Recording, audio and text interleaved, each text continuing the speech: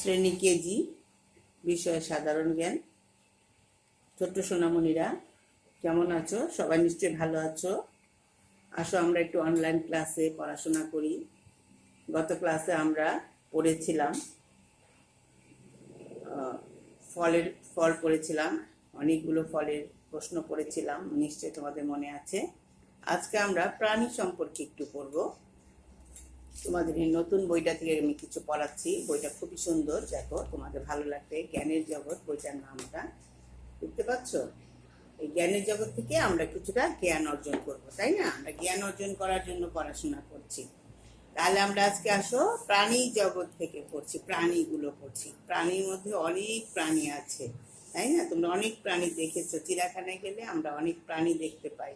বনে গেলে, সুন্দরবনে গেলে অনেক প্রাণী দেখা যায়। তারপরে আছে গ্রামে গেলেও কিন্তু অনেক পশু পাখি দেখা যায়, তাই না? শহরে অতটা দেখা যায় না, কিন্তু গ্রামে গেলে অনেক সুন্দর সুন্দর পাখি দেখা যায়, গাছের ডালে বসে থাকে, দেখতে খুবই ভালো লাগে দেখতে। হ্যাঁ, অনেক পাখি আবার অনেক সুন্দর করে গান গান করে, তাই না? কোকিল যেমন সুন্দর করে ডাকে, তেমনি অনেক পাখিও কিন্তু সুন্দর করে ডাকে, প্রকৃতিকে একদম ভরিয়ে তোলে। তাহলে আমরা আসো প্রাণী জগৎ থেকে পড়ি। পৃথিবীর বৃহত্তম প্রাণী কোনটি? বৃহত্তম মানে অনেক বড়, সবচেয়ে বড় প্রাণী পৃথিবীর মধ্যে, সেটা কি? সেটা হচ্ছে নীল তিমি। তোমরা দেখবে সাগরে আছে, সাগরের মধ্যে থাকে নীল তিমি। এক একটা ওজন কয়েক টন ওজনের হবে, অনেক বড় বড় তিমি, যেগুলো অনেক সময় জাহাজের, তোমরা যদি সমুদ্রে যাও তাহলে দেখতে পারবে যে মাঝ সমুদ্রে এগুলো বিচরণ করে, ঘোরাফেরা করে, তাই না? এগুলো হলো অনেক অনেক প্রাণী খেয়েও ফেলে, ছোট ছোট প্রাণীগুলো ওরা খায়। আচ্ছা, তাহলে আমরা পৃথিবীর বৃহত্তম প্রাণী কোনটি? পৃথিবীর বৃহত্তম প্রাণী হচ্ছে নীলতিমি। পৃথিবীর উচ্চতম পশু কোনটি? সবচেয়ে উঁচু পশু, যে পশুটা গাছের উপর থেকে পাতা খেতে পারে, ফল পাড়তে পারে, গাছের ডাল ভাঙতে পারে, সেটা হলো সবচেয়ে উঁচু প্রাণী। সেটা কোনটি বলতে পারবে? সেটা হচ্ছে জিরাফ। পৃথিবীর সবচেয়ে উঁচু প্রাণী হচ্ছে জিরাফ। এটা পশু, আসলে জিরাফ হলো পশু। পৃথিবীর দীর্ঘতম পশু, উঁচু, এটা হলো পশু, হলো জিরাফ। পৃথিবীর দ্রুততম পশু কোনটি? সেটা হলো দ্রুততম, দৌড়াতে পারে। হ্যাঁ, অন্যান্য সব পশুদেরকে পিছনে ফেলে দ্রুততম ভাবে দৌড়াতে পারে, এরকম পশু কোনটি? সেটা হচ্ছে কি? চিতা।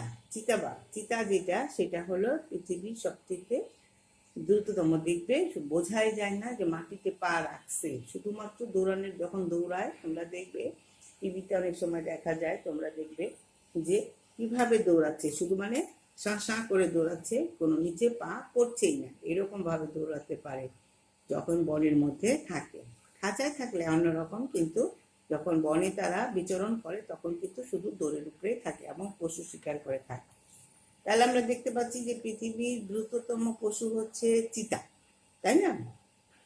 কোন পশু কখনো শব্দ করতে পারে না? কোন পশু কোনো শব্দ করতে পারে না?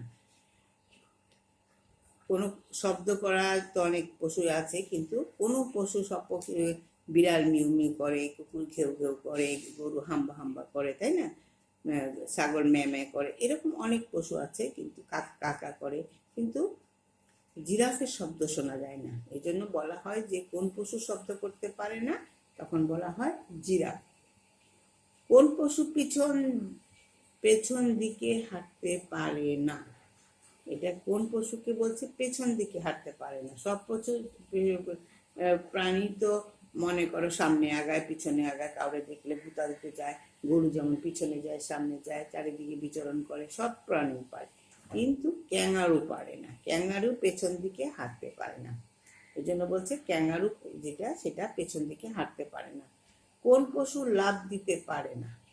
লাফ দেয় না, সব পশু তো লাফ দেয়, তাই না? গরু লাফ দেয়, ছাগল লাফ দেয়, বিড়াল কুকুর লাফ দেয়, সবই তো লাফ দেয়, কিন্তু কোন পশুটা লাফ দিতে পারে না? না পারারও কারণ আছে, কারণ সে তো অনেক বড়, সেটা হচ্ছে হাতি।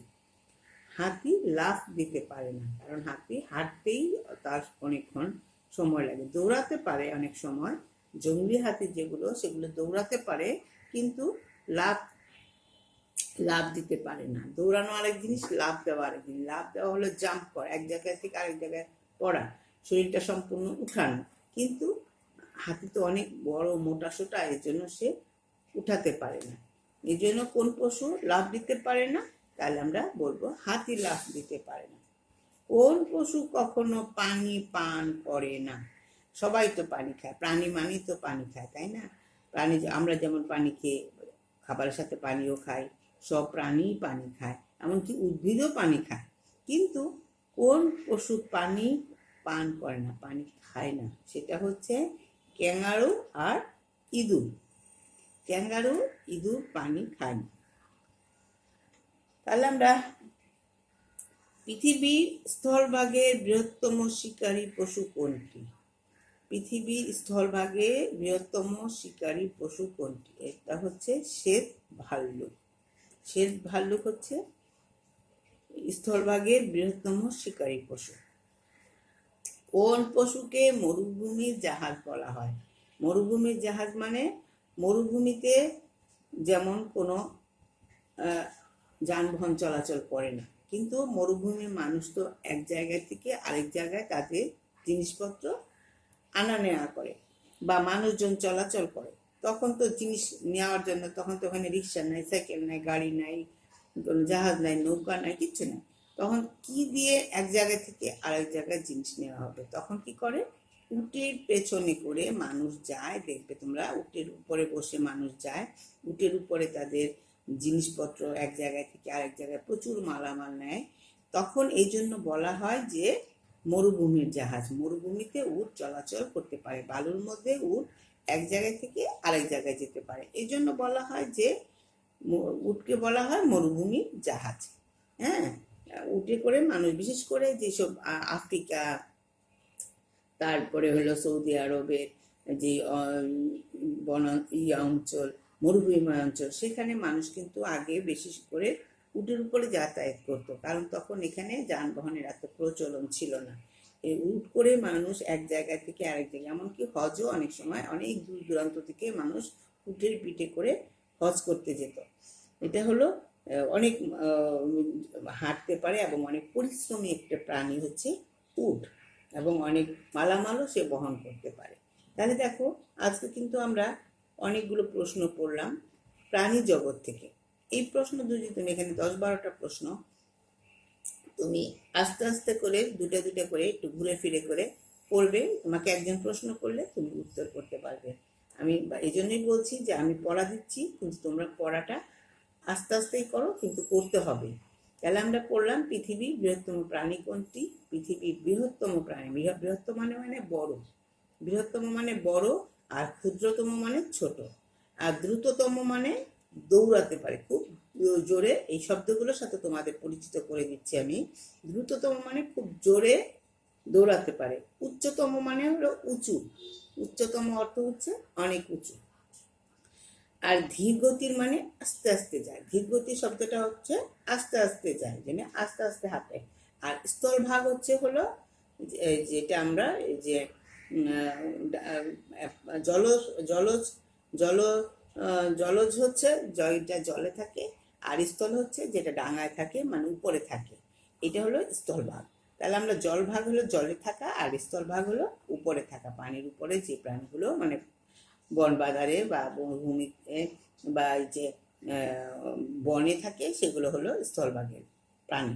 তাহলে আমরা এই যে পড়াশোনাগুলো করলাম, আমরা পৃথিবীর নিয়ে পড়লাম, শুধুমাত্র আমাদের দেশের প্রাণীর কথা বলছি না, আমাদের দেশের প্রাণীর সম্পর্কে না, আমরা পৃথিবীর বলছি। পৃথিবীর বৃহত্তম প্রাণী কোনটি? পৃথিবীতে এর চাইতে বড় প্রাণী আর নেই, সেটা হচ্ছে নীল তিমি।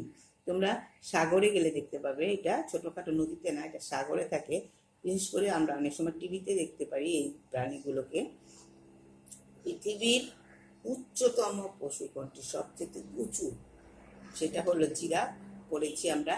পৃথিবীর দ্রুততম পশু কোনটি? সেটা হচ্ছে চিতাবাঘ। কোন পশু কোনো শব্দ করতে পারে না? সেটা হচ্ছে জিরাফ। কোন পশু পেছন দিকে হাঁটতে পারে না? সেটা হচ্ছে ক্যাঙ্গারু। কোন পশু লাফ দিতে পারে না, মানে লাফায় লাফায় চলে না, বা তখন সেটা হচ্ছে হাতি। কোন পশু কখনো পানি পান করে না? সেটা হচ্ছে ক্যাঙ্গারু আর ইঁদুর। পৃথিবীর স্থলভাগে বৃহত্তম শিকারী পশু কোনটি? এটা হচ্ছে শ্বেত ভল্লুক।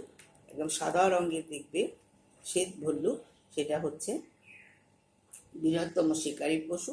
কোন পশুকে মরুভূমির জাহাজ বলা হয়? তাহলে আমরা কি শিখলাম? মরুভূমির জাহাজ কি হাতি না উট বলতে পারবে? জানি তোমরা এর মধ্যে শিখে ফেলেছো, সেটা হচ্ছে উট। তাহলে আমরা এই যে প্রশ্নগুলো করলাম প্রাণী জগৎ থেকে আজকে, আশা করি তোমরা এই প্রশ্নগুলো বাসায় পড়বে, হ্যাঁ শিখবে, ঠিক আছে? নেক্সট ক্লাসে অন্য কোনো পড়া নিয়ে আমরা আবার আলোচনা করব। সবাই ভালো থাকো, সুস্থ থাকো, এই কামনা করে শেষ করছি। আল্লাহ হাফেজ।